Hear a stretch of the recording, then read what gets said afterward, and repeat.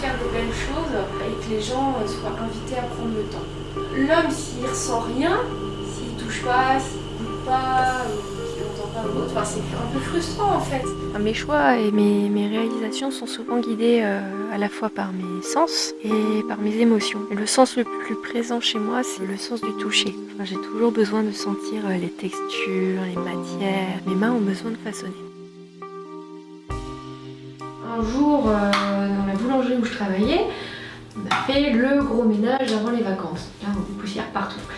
Et j'arrêtais pas d'éternuer, je faisais des grosses plaques d'eczéma autour des yeux et tout. Je me dis mince, qu'est-ce qui se passe?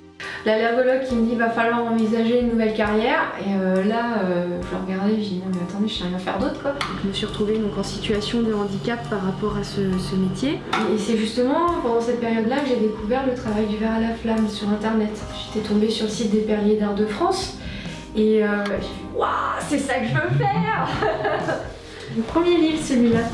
Et dedans il y avait une adresse, une perlière que j'ai rencontrée. Je décide de faire un stage chez elle et premier stage avec elle, donc c'était en mars 2012.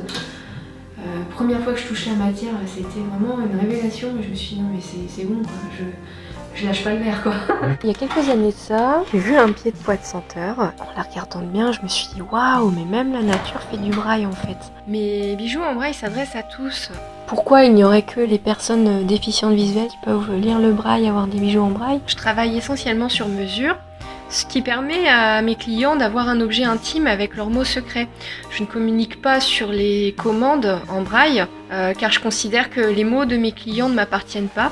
C'est leur secret. Moi, je suis juste les mains pour réaliser son rêve de bague.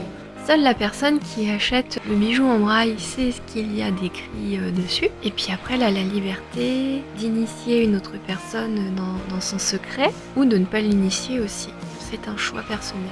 Des idées comme ça qui me passent par la tête que je ne réalise pas toutes, mais c'est pas grave. À la fois l'idée, mais il y a aussi la recherche. Et encore du braille.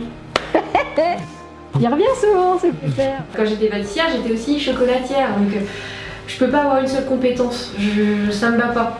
J'ai besoin de faire plusieurs métiers en fait. Je peux pas rester que sur un. Un jour, je vendrai des colliers avec 3 zéros derrière. Ça viendra, je suis pas loin.